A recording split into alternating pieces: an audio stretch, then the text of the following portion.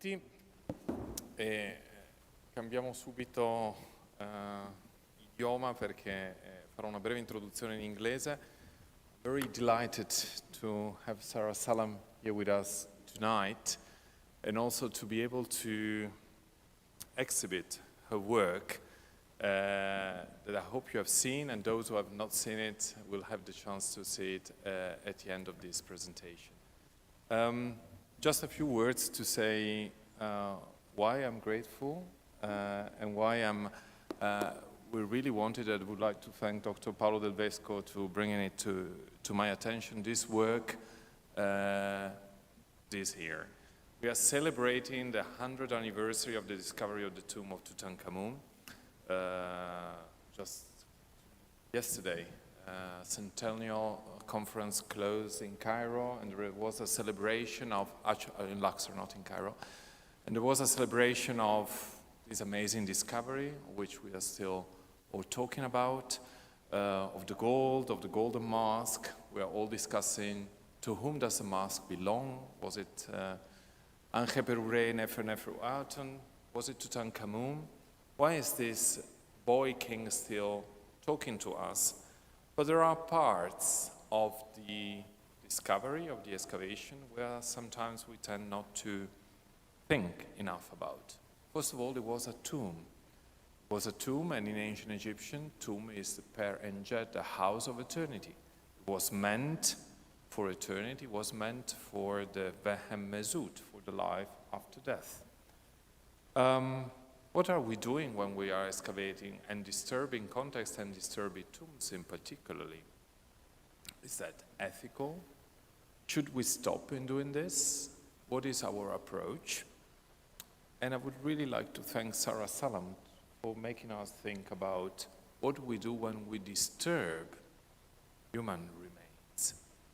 Paolo Del Vesco has been inspiring and putting a lot of effort in our museum about how do we exhibit human remains, what do we do with human remains. There are even museums like the Museum of University of Philadelphia, who has decided now to take out all the human remains from display. You might remember that a few years ago, together with the Director General of Pompeii, we had 3 days of study in Pompeii and here in Turin about what is the ethical aspects of exhibiting human remains.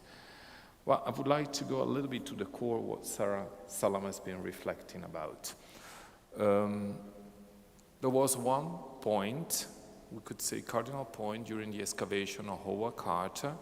During the excavation, we should say, of the Ruasa, of the people who were excavating, and Howard Carter, because Howard Carter was supervising. He had an international team, but there were those hidden hands of many Egyptian colleagues who were excavating there.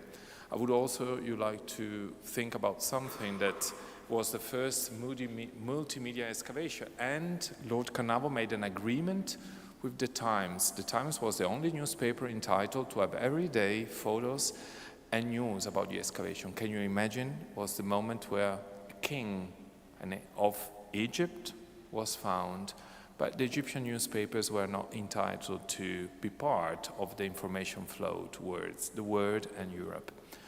Well, Howard Carter, on the 1st of November 1925, started the dissection, well, not him, Hamdi and Derry, started the dissection of the mummy of Tutankhamun.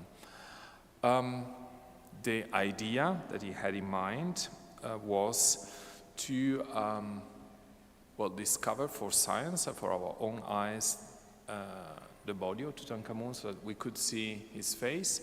We could take out 256 amulets and jewels, which we all admire when we go to the so-called treasury of the Cairo Museum. But in doing that, it was actually disturbing what the most sacred was of not even, let's see in Egyptian perspective, not even of a king or of a god. It was natural. It was taking the godly body and layer by layer exposing what he found. And the situation was not that easy because as everybody knows, or has been reading a little bit about this topic, the mummy of Tutankhamun was completely stuck in a kind of resinous substance, which was the residue of unguents, as Howard Carter says, those who were poured over by his wife in the very moment of the funeral. This stuff was so solid that the first thing I had to do was to put the coffin into the sun, reaching about 60 degrees, hoping that the resin would melt, but it didn't. The only thing that Howard Carter writes in his diary is that he could smell the smell. It could smell like the resin, because being in the sun, it started smelling again. And actually, in his note, Howard Carter, who had a Christian education, thought of the unguents that a woman poured over the feet of Jesus once she met him. And after that, they started not even unwrapping. We couldn't say unwrapping because first of all, he put over paraloid on the mummy to make it solid, and then, but the textile was disintegrating, so he actually excavated the body, layer by layer, jewel by jewel, amulets by amulets, and then at the very end, there was the body sticking to the layers of linen on the ground of the coffin, the body inserted in the mask, and of course he wanted to liberate the mask, to free it. And so let's say he was not really gentle-handed with the mummy. The mummy was mutilated in some part, and then the year after, a picture was taken by Harry Barton, a picture that we all see. Not a lot of people know. Christina Riggs wrote about it. We presented a book in the summer, saying that even there is a photo of the head of Tutankhamun on a kind of pedestal, as if it's a statue or a painting. But then, of course, it was a little bit cruel to show it. So Harry Barton made a photograph recomposing the body before, according to what Howard Carter wanted, it would have been covered by linen, put in his sarcophagus, concealed by human eyes, and be preserved for posterity. It would go back to his eternal sleep. But unfortunately, the history is different. Unfortunately, the mummy didn't have any rest. The mummy was X-rayed repeatedly, starting in the 60s. DNA analysis have been taken on the mummy of Tutankhamun, on the mummy of the two fetuses which were found in the tomb of Tutankhamun. So the question that Sara Sallam is putting tonight is really to the point. Have we been disturbing his eternal sleep? What have we done to this Pharaoh boy? And actually, in the coming weeks, thanks to your work, people will be able to come here and to see your artwork and to start thinking about ethical question about preserving the human remains and what we have done with the mummy of probably the most known king and the most known historical person in the world. We should really reflect on the fact of this poor mutilated body and of this king that now has become a celebrity. But in his life, he never met kings or princes. I was thinking about that when I saw that the British Museum, in announcing the death of Her Majesty, Queen Elizabeth II, posted a very nice picture of the exhibition in 1972, where Her Majesty is in front of King Tut. Well, you know that it was the most visited exhibition in history. People were queuing 72 hours in order to see the mask of Tutankhamun. And you see the Queen looking at the mask, and I was thinking, well, that was the first and probably only time when Tutankhamun saw a foreign monarch, because it never happened during his life. And so we should keep thinking about what we're doing in his body, especially also in this crucial time when I don't think the final decision has fallen yet, whether the body will stay in Luxor or will go to the gem. And it's also a vital decision whether he could at least remain and rest in his tomb, even though now you can see him. It was not the wish of Howard Carter, but now you can see him in a glass case when you go into the tomb, or the body itself will become, I could say, an object in an exhibition in the Grand Egyptian Museum. I think that through the eyes of Tutankhamun and through his perspective, Sara Sallam will give us also a key of interpreting what we're doing in this museum and what the other mummies who are resting here, how we should deal with them. So thank you again for being here, and I give the word to Paolo. Thank you very much. Thank you, Christian, for this introduction, and I really would like to thank you for embracing this enthusiastically, this project since the beginning, because it was, otherwise it wouldn't have been possible to have this wonderful exhibition and Sara here tonight.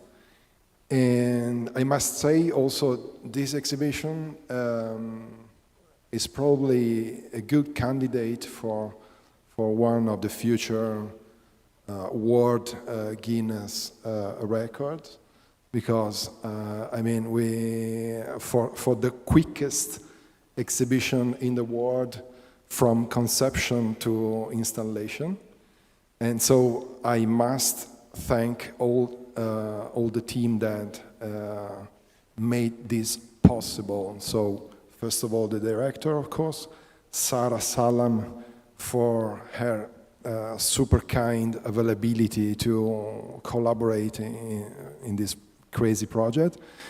And of course, Virginia Cimino, the project manager, also for this project. Valentina Brambilla from the Collection Management Office of the museum.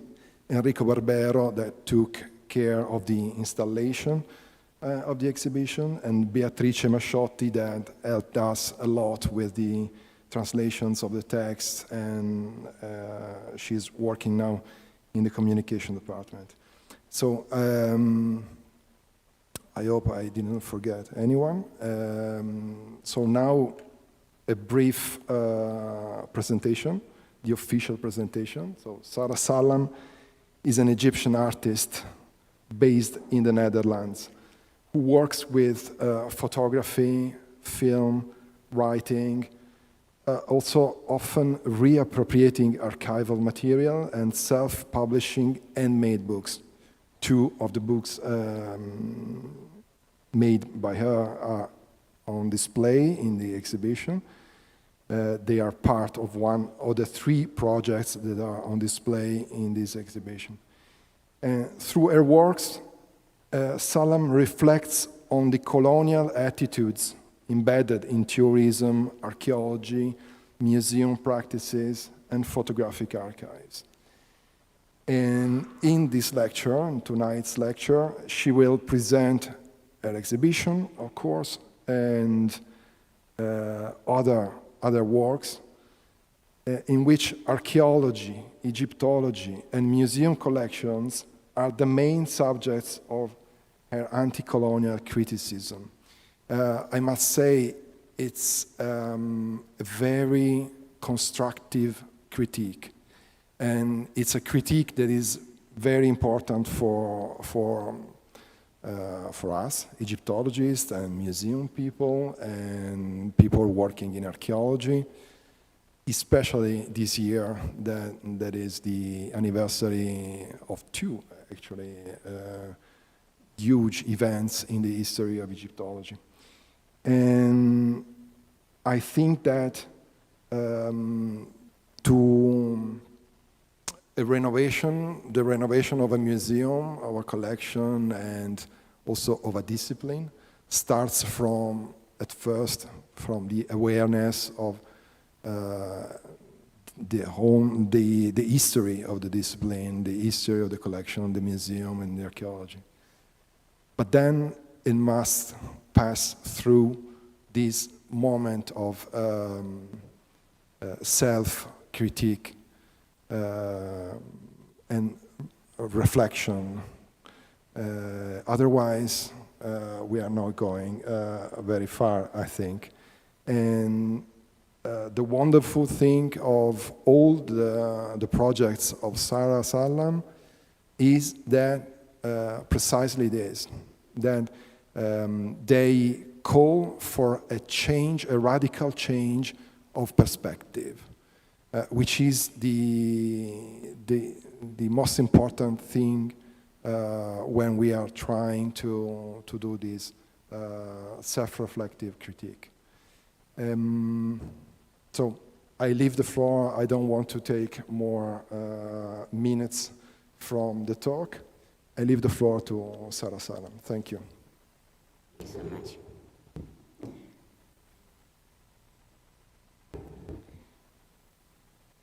Thank you.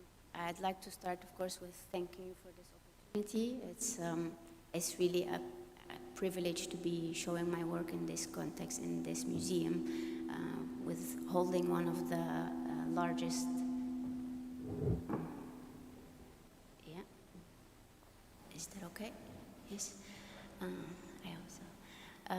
Yeah, in this museum, a very renowned museum with a very large collection of ancient Egyptian artifacts, it is the first time for me to show my work next to Egyptian monuments and Egyptian artifacts that, and of course people, that gives a very different way of experiencing my work. So I really appreciate this opportunity, and also thanking everyone who made this possible in this very short amount of time to open the exhibition with the anniversary or centenary. So this was a crazy month, and I'm grateful with the result, and I hope the visitors today can also experience the work. For today, I would like to present the 3 projects that are exhibited here and share a bit more on my process, how they emerged, and the general themes that are recurring in my practice. And also, if hopefully time allows, I want to show 2 of the earlier projects that also build together a narrative, so that there is like a line that we can draw together. I want to start with this photograph. This photograph I took in 2017. It's in a small city in the Netherlands. I had just immigrated, and they are just houses. And I started noticing that I was searching for any abstract reminders of home.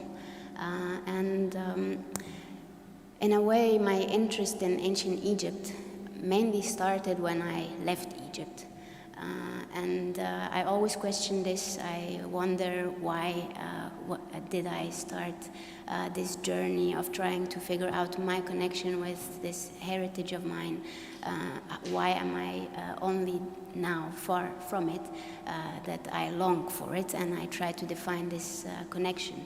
And one of the things that comes again and again is this idea of an internalized gaze, an internalized perspective of how my heritage has been portrayed, has been communicated, not just to the world, but also to us Egyptians. So I'm really interested in questioning how the way that history unfolded, how archaeology, Egyptology, museum practices, tourism as well as visual culture, media, mummy movies, and so on, how this shapes the Egyptian connection between us, and a lot of echo. Yeah, this one is fine. I need to speak louder? Okay, I speak louder, all right. Yeah, so I will act as if there is no mic to keep my volume level high, all right? Okay, so yeah, I'm trying always to question what makes this distance between us contemporary Egyptians and our heritage. Why do we have this I would say questionable impersonal connection with who we call ancestors. So the first project that I want to talk about is called Home Outside of Home, which is exhibited here, and it is really starting from this perspective of me searching for Egypt outside of Egypt, and quickly finding myself visiting museums across Europe, and in a way reflecting on what it means to be seeing my own heritage displayed with this attention in the middle of large squares in fancy museums, and trying to situate myself to understand how am I relating to that, how am I looking at it.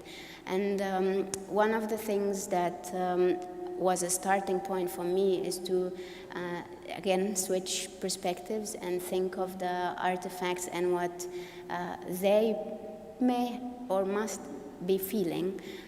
So in a way, my longing for home became the thing that I project onto the artifacts who also have left Egypt and are now living abroad, sometimes gifted, sometimes not, sometimes almost all the time unwillingly.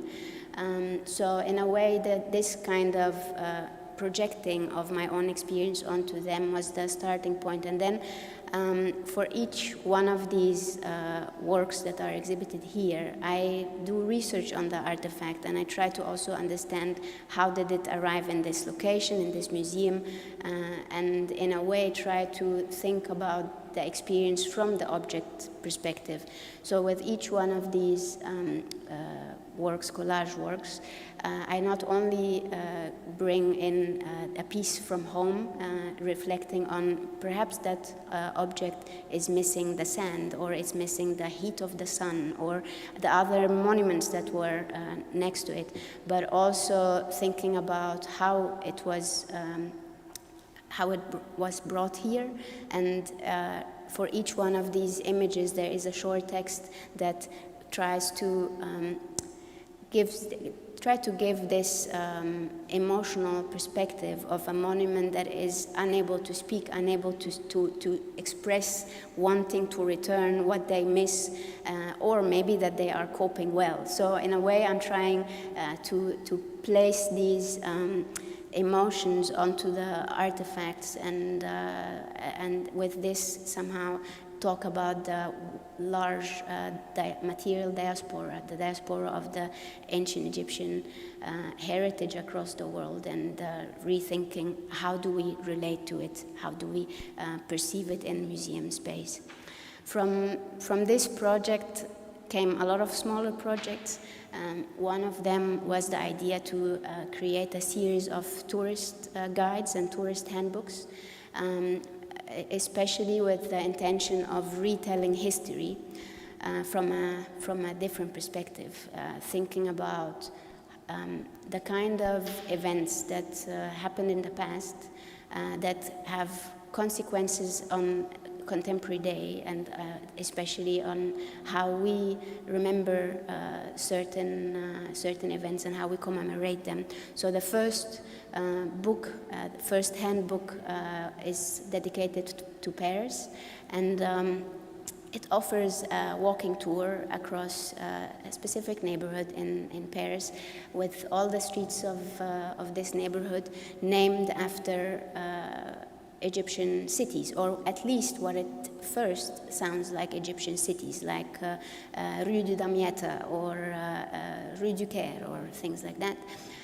But upon further research, I started learning that these are actually not names of cities, but they are names of battles. They refer back to battles from Napoleon's conquest in Egypt, which is sometimes referred to as a campaign, which I find problematic.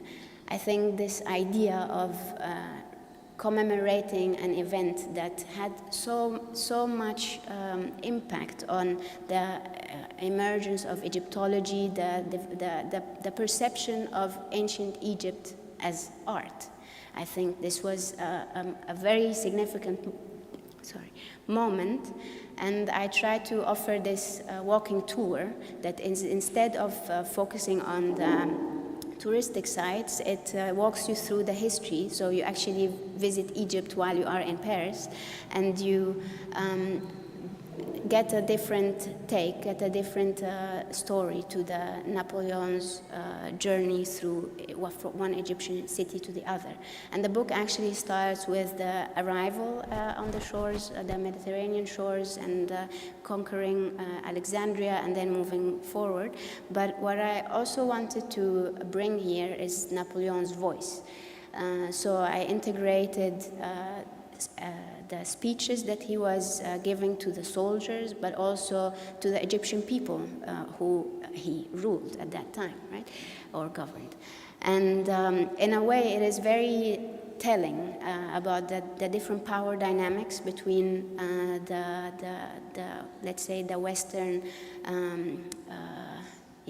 here very much power, and the Egyptians and how they are portrayed. Especially, it's trying to remind us and to question how that moment of studying Egypt was framed in this military campaign.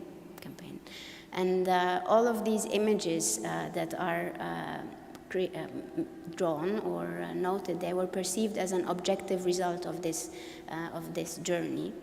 And I find it really fascinating that most of these scholars may have already had images, ideas of Egypt from previous travelers or explorers, and then the amount of excitement to go and do their work in the field. I think this was really probably a very powerful motivation for them to be documenting in minute details all of what they were seeing.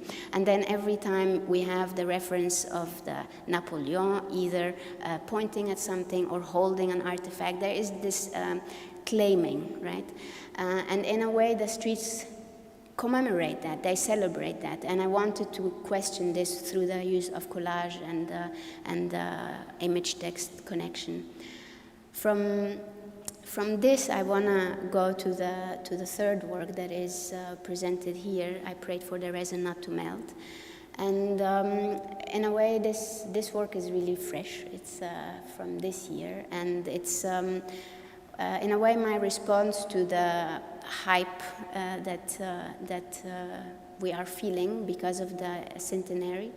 And like all my projects, it starts with the research, and in this case, researching Howard Carter's diaries. I was fascinated with the amount of documentation we have from this, the excavation, and was actually responding to the latest exhibitions that were made that want to question, there is a lot of efforts happening to question how it was documented back then, and the new focus is on bringing like visibility to the Egyptian labor that participated in the excavation, and all the unnamed workers, and this imbalanced Egyptian, in this case British, dynamic. But I felt that no one is speaking for the actual mummy. What about the perspective of the mummy? And I've also felt that it's not. I'm not interested in just criticizing the Western perspective. I'm actually questioning the archaeological perspective, be it by Egyptians or wherever country the person has a hat on from, yeah? So it became more about looking at the missing voice in this documentation. And based on the diaries, I started to extract another narrative, a counter-narrative of retelling that journey from the perspective of Tutankhamun. The video installation is almost 80% without visuals. And for this presentation, I'm showing you spoilers. So there is only one photograph that I chose for that film, and that's the photograph that is painful to me the most.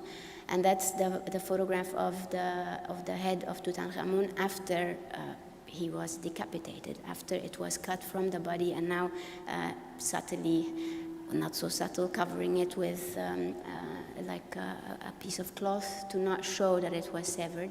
And in this very forensic approach, side view, especially just for measurement and for studying. And in a way, I wanted to talk about different things with this photograph. The first thing I wanted to address was the blackness in the film. Is my attempt to reject the portrayal, reject the way that we have consumed visually the excavation, the need for the sparkling of the eyes to see gold and to call it a treasure is something that does something to me. And this idea of the eyes being satisfied is something that I truly want to respond to.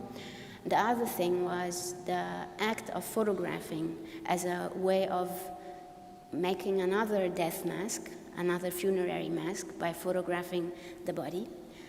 But a death mask that the archaeologist or the photographer, who's also an archaeologist, chose, not the one that was chosen by Tutankhamun or by the people who were mummifying him. And I think in this way, I'm trying to, in a way, question the role of photography here in that excavation and what it means to substitute the body with the photograph. And lastly, I wanted to show, instead of showing showing the violence that happened on the body and duplicating it onto the photograph, I chose to show an alternative way of handling it, that there is a possibility to be gentle with a human remain. There is a possibility to cover it again. And it became almost like my own ritual of responding to that imagery by covering it again. And the use of the gold leaf was actually my response to the amount of things that Howard Carter removed from the body while excavating it. With every unwrapping, there was an object in this limb, on this finger, near this leg. And all of these objects were either personal belongings or had a ritual functioning, a religious role. And in a way, I wanted to bring this element back to the mummy, to the photograph. And by covering it in a way like hinting at a different way of treating the mummy. And the whole piece is really audio-based. It's a retelling of that experience of being cut open, of being exposed, of being naked. And you only see these photographs covered, and you hear with them a part of a prayer. The prayer that was written on the inside of the death mask, Tutankhamun's mask. And in a way, I try to imagine that if he is now experienced, I think because of the embeddedness of that campaign with the scientific, the introduction of this scientific documentation, the discovery of the Rosetta Stone and the mediums of filming and photographing and documenting, all of them play together and have caused a specific connection a specific distance, I want to say. And that distance was actually something that I explored in an earlier project, but not from the beginning. It was at the end of the project that I discovered that this is what I was dealing with, because this work is called The Fourth Pyramid Belongs to Her, and it started before I left Egypt. And the starting point was documenting, was my interest, my curiosity at documenting the different attitudes that Egyptians have towards mourning, how we respond to death in very different ways. And I started with looking at my own family and the death of my grandmother, which was a very difficult experience for myself and my family. We didn't address that difficult experience. We didn't talk about her for several years, and it was a very heavy, almost like an expression of how death is a taboo when it is close to you in Egyptian society, or at least in my circle. And then all these different experiences that I had in Egypt with death, but totally in a different way. So in a way, I started looking at the different facets that a tomb can have, from a cemetery that is very sacred to an excavation site to a touristic location. So all these different attitudes were the starting point of that work. And then I realized that there is this very strong dichotomy, this very strong gap between how we mourn our closest deceased ones, how we experience tombs that are no longer typically perceived as tombs, excavation sites that are just workspaces and no one is praying there or leaving flowers there, and museums that are not thought of as their own kind of cemeteries with all of the objects now and remains displayed there. And to bring this together, I made a series of collage portraits of my grandmother as an ancient Egyptian, sometimes statue, sometimes body, but in a way like trying to project the mourning that I never really expressed before this project to her, and projected onto the ancient Egyptians, and with that opening the question of why are we no longer mourning the death of the ancient Egyptians? When did it stop? Why did it stop? Why is there this experience of looking at them from a distance? When did this way of seeing emerge? And this question travels with me in different projects. And it's like, I hope that my work opens this question for others, whether Egyptians or not, who come into contact with ancient Egypt and just consume it visually without thinking about the human aspects that are involved. The last project that I wanted to show today is also prior to the works shown here. It's called At Last I Hold Your Gaze. And it came out of a research that I conducted during my master's studies at Leiden University. And it is the time where I found also like the vocabulary, let's say, how to express what I was noticing. And it was a thesis on the dehumanization of the ancient Egyptians, and trying to figure out whether that's the correct word to use. How is this dehumanization occurred? And I identified two patterns: the artification of human remains in the archaeological sense, and the monstrification of the ancient Egyptian body in the fictional realm.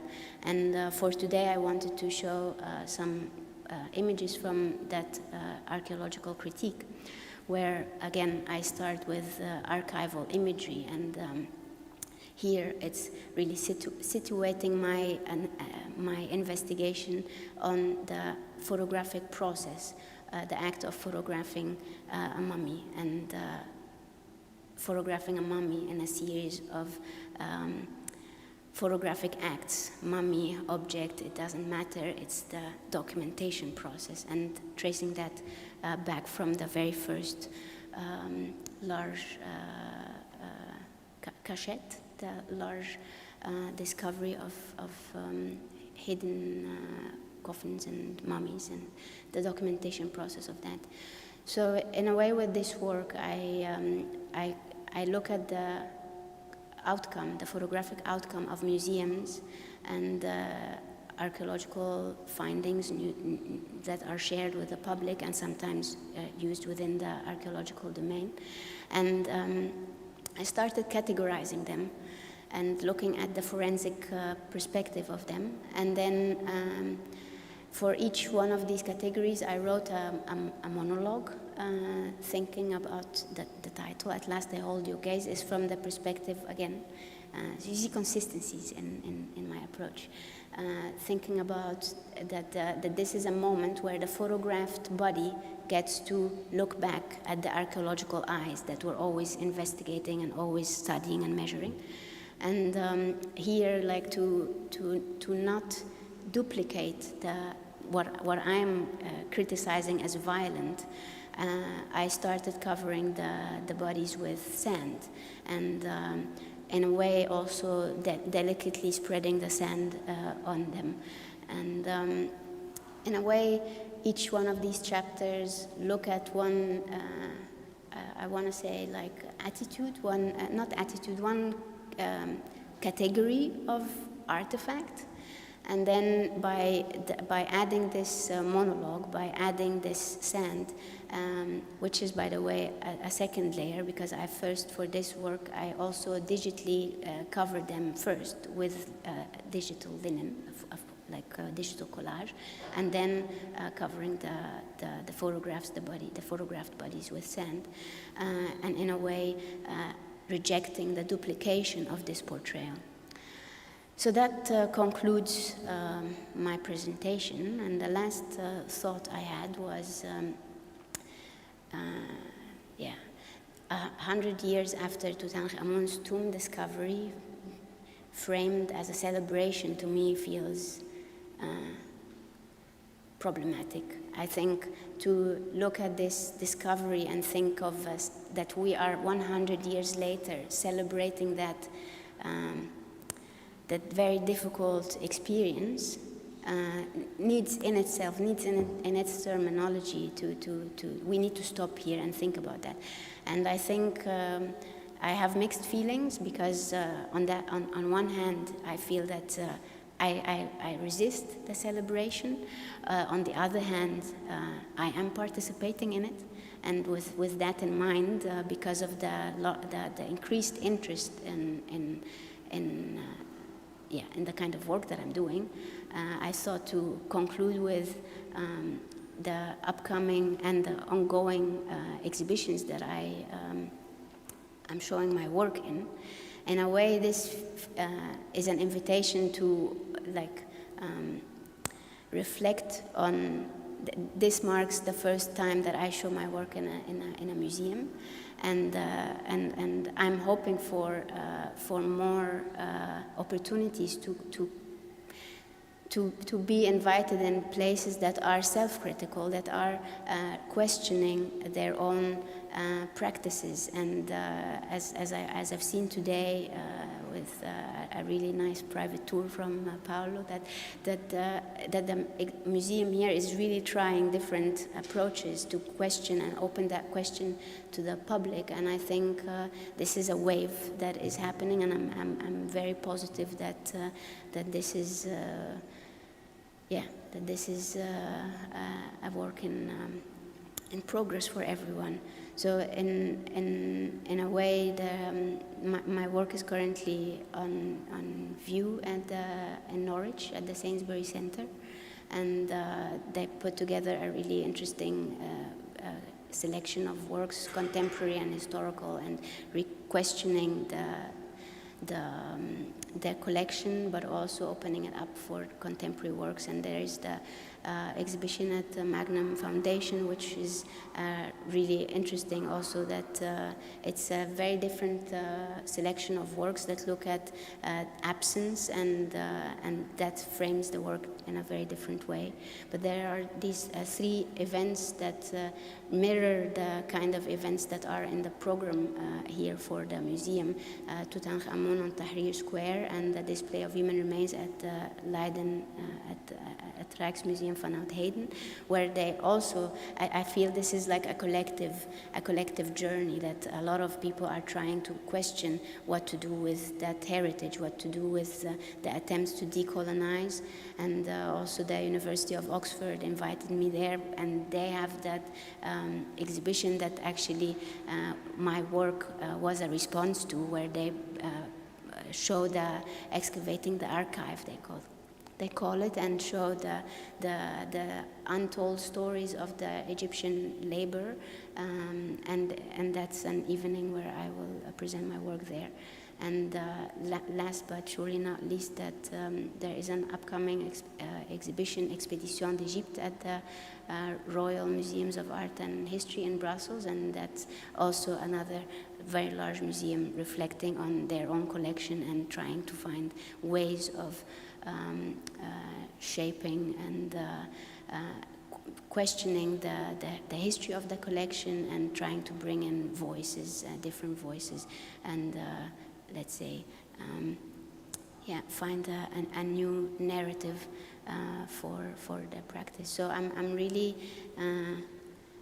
mixed feelings. Thank you so much.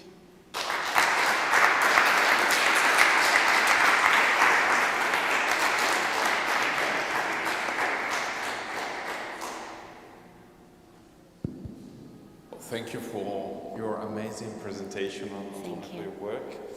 I have a question for you. Yes, please. Which there is no easy answer, but it's something that we are struggling with as well. A twofold question. So I don't know if you visited with Paolo today the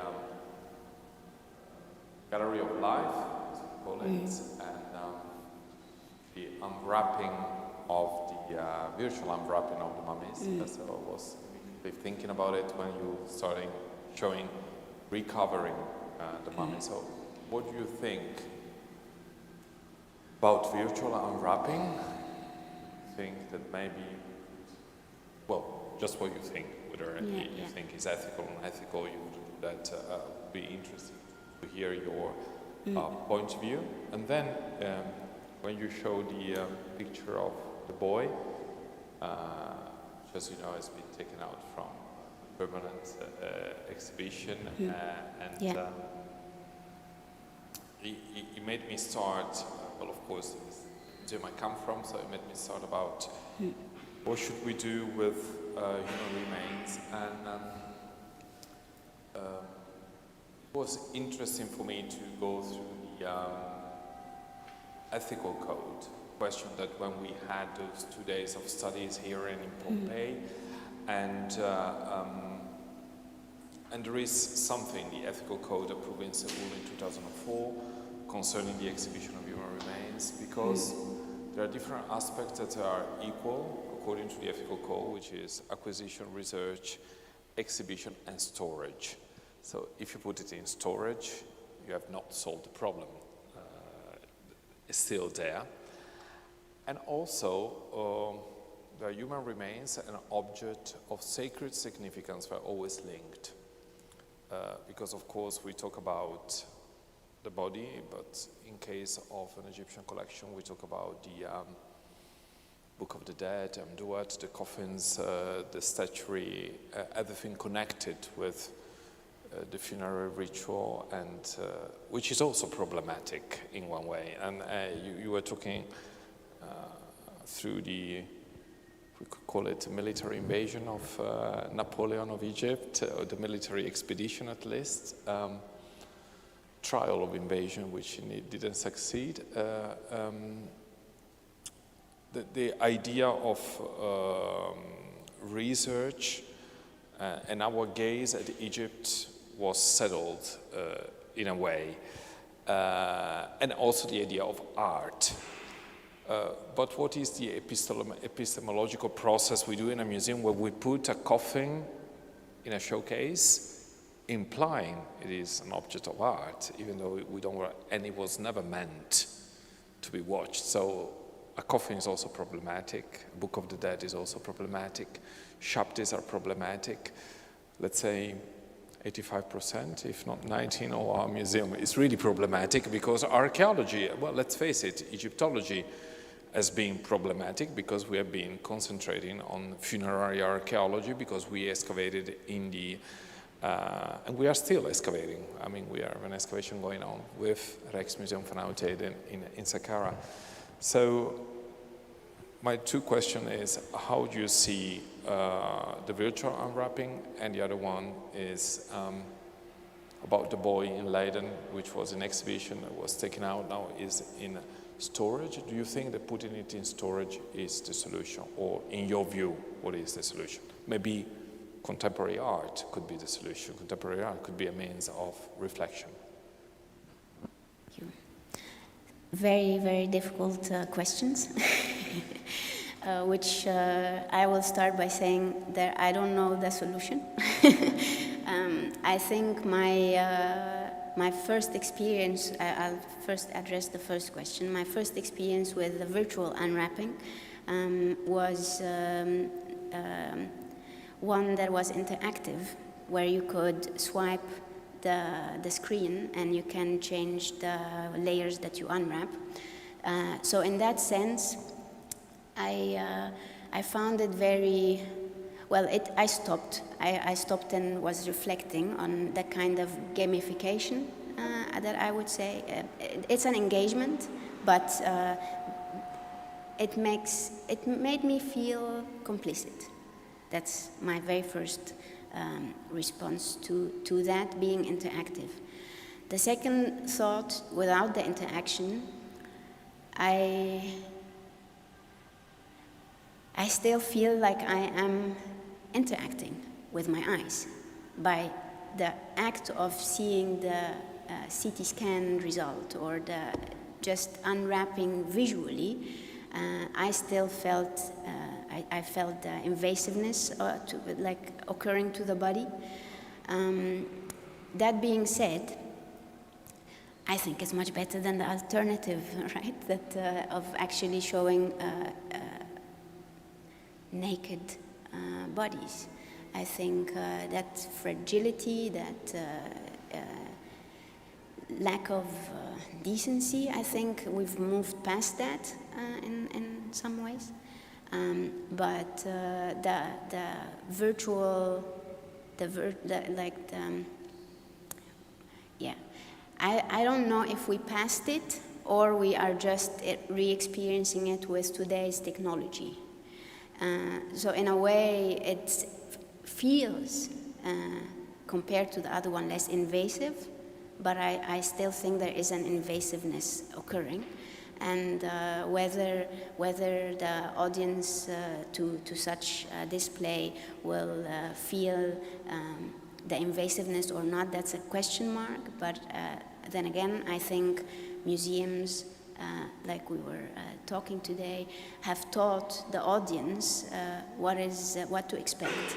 So I think somehow people may feel that this is not invasive because they were used to they got used to the previous one and they were consuming that presentation, and now they will probably still consume the new way. So I don't know what is the best way. I don't know the answer to that. And I think what is really positive is that there are a lot of attempts to try and find the least invasive way. So that's in itself a positive attempt from those who have the say, right? The question of whether the alternative of displaying an artifact could be the placement in a storage space, perhaps brings us to one of the things you pointed at, the transformation of the ancient Egyptian object that was probably used for a ritual or had a religious significance or a specific to its time. Its transformation to an artwork has also two things, I think, maybe more. One is that we get to, at least in this sense, perceive the ancient Egyptian artist So in a way, we humanize now the ancient Egyptian by looking at the artisan, the craft, and looking at the materials used, the kind of like technique, and this study humanizes the ancient Egyptian in our mind. But at the same time, we do the same thing with the human remains. So it had like it backfired when it became with the mummies, and then we were also interested in the mummification process at that artist, but not at the one mummified as a human. So this is one thing. The storage question is also a very difficult one to answer, because I think ideally I would go backward a bit and question the excavation moment, right? Because conservation becomes an after act, like you now need to preserve what, right? And I think because these things already got excavated, it's a difficult choice. But I don't know about the storage point. But what I find crucial is the access to the public, because if these objects, human remains, monuments, all of it, it's very different when it's studied by the archaeologist scientific intention to find knowledge and to retrace. Here we can debate, right, whether we still need to answer more questions. Is it enough? No, stuff like that.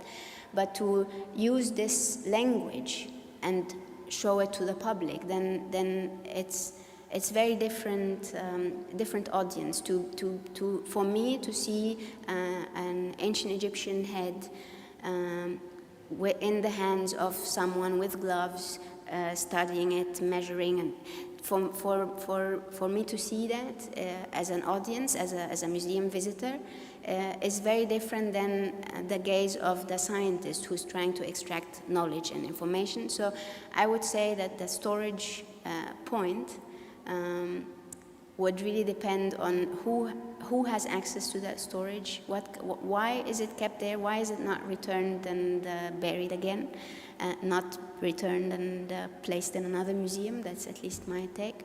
The idea of reburial is one that I find more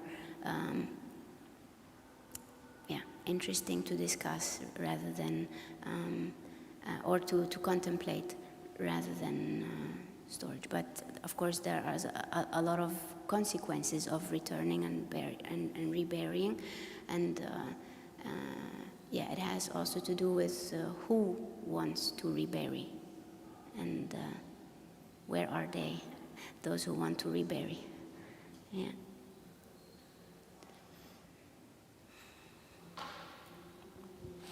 Thank you very much. If there are other questions from the audience or from online, yes, one question.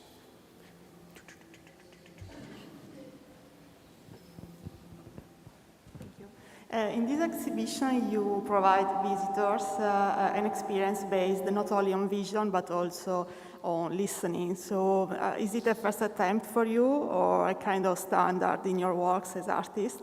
And I also ask you, which is the idea behind your choice? So, I mean, if you have considered any different experience like tactile or anything different to communicate your thoughts. I'm finding it very difficult to understand really, like perhaps now it's a bit better. Can you hear me? Yes. Okay, I asked you why, so in this installation you provide visitors an experience based not only on vision but also on listening. So is it a first attempt for you or a kind of standards in your works as artist? And I also ask you which is the idea behind your choice. So have you considered any different kind of interactions like tactile or smells, I don't know, anything else? I would say that at least two works shown here have audio, right, listening experience, but I think it comes from my writing practice. I think in a lot of my projects I write, and in some I translate the writing into audio for a different experience. Also, this commentary between visual and text is something that I am interested in. And then there's also there is power, there is intimacy and power in sound, especially if you whisper or if you shout, and it's a lot of emotion. And I try to bring that liveliness to the photos, especially that most of my work is photo based. I also enjoy it. It's a really nice way of acting in my own practice, even if I'm not visible. What was the second question? There was a second one. Did I answer it already? Yeah. Cool. Thank you.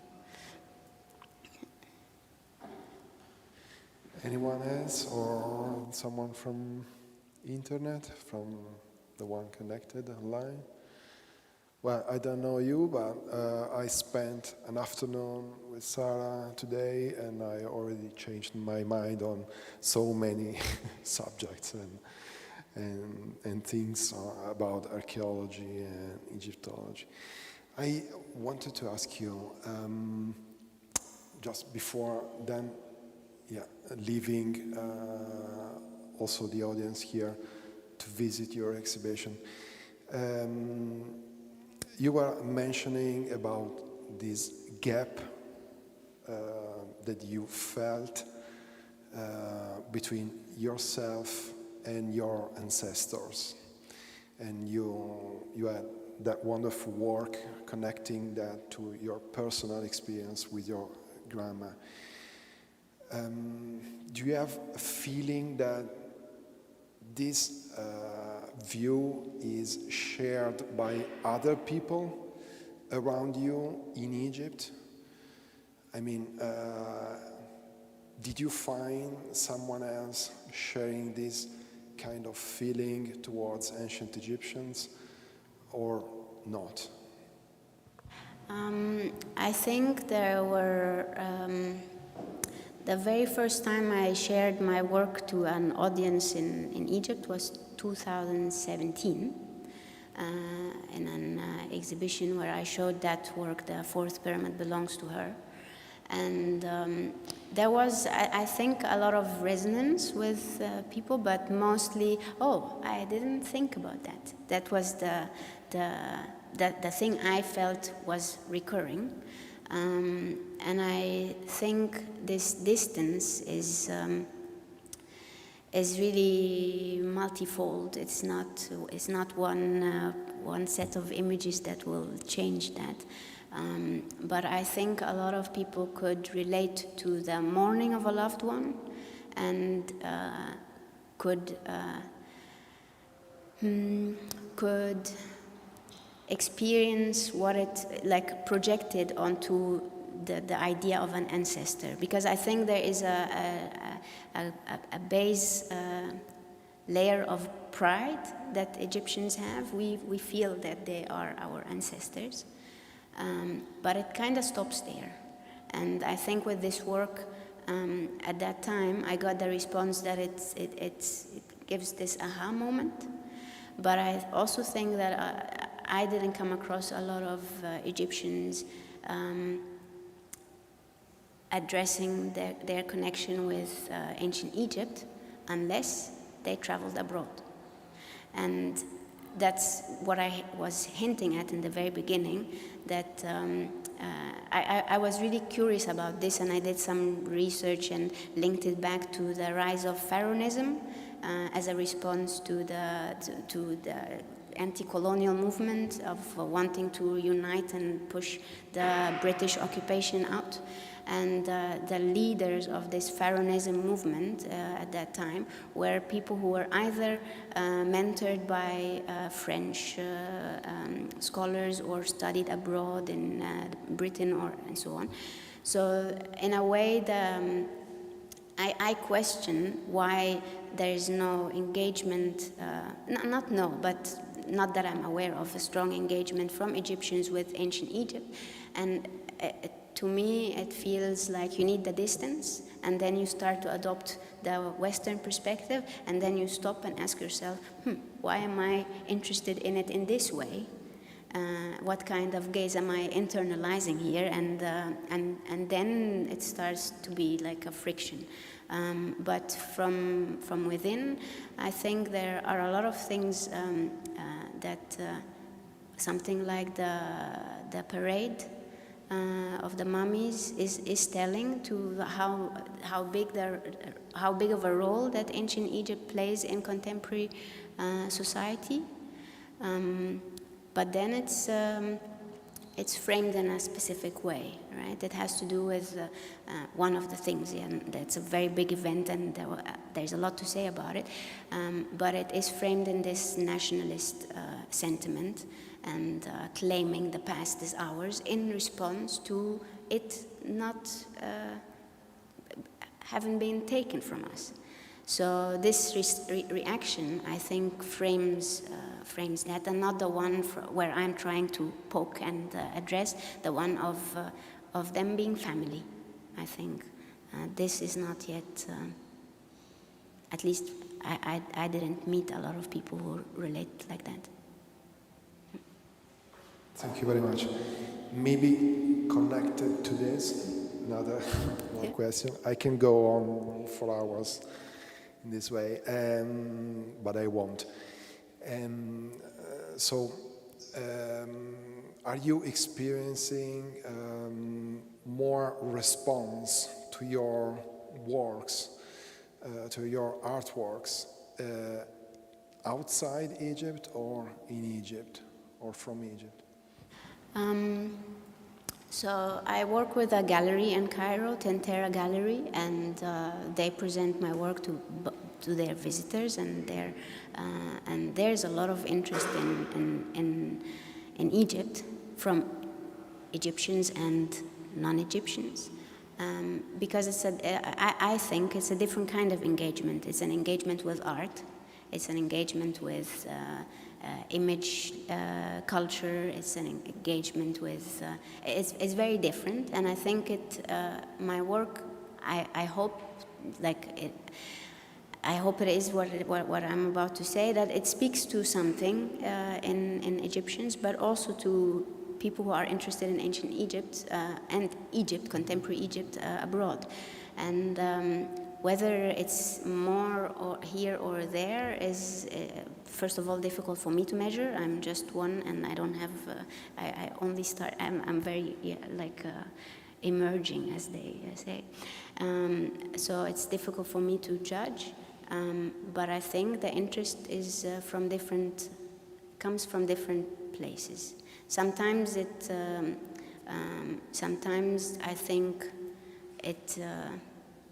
Again, like the interest from Egyptians may be mirroring the interest from foreigners, if I call them like that.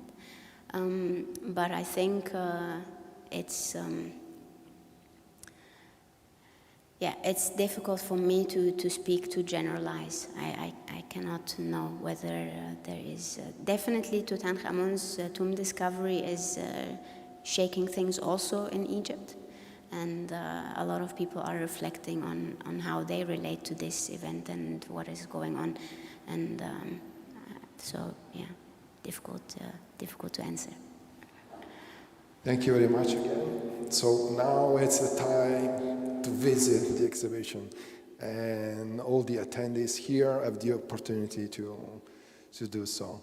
And let's thank again Sara Sallam for her exhibition and for this wonderful talk. Thank you.